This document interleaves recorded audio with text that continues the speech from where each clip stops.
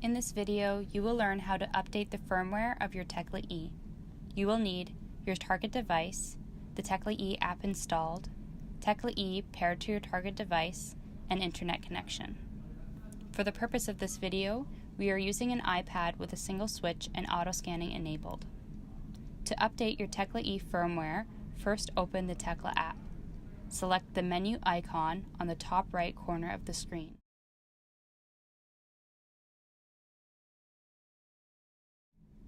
Wait until the scanner highlights tecla-e and press your switch. The Tecla app will search for your connected tecla-e. Wait until the scanner highlights your tecla-e and press the switch.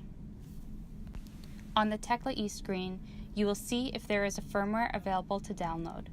If the cloud icon next to firmware has an arrow pointing down, you can download a new firmware. Wait until the scanner highlights firmware and press your switch. On the next screen, you will find the summary of the updates that the new firmware has and a button to update the firmware at the bottom of the screen. Wait until the scanner highlights the Upgrade Firmware button and press your switch to start the downloading process. This process might take up to 10 minutes, and you will be able to see the progress on the screen. Near the end of the progress, your tecla-e will restart automatically and reconnect to your device.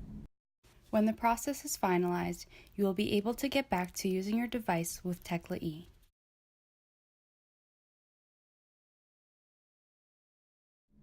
In this video, you learned how to update the firmware of your tecla-e.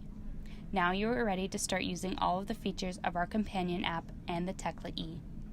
For additional settings or recommended configurations, please visit our support page at gettecla.com.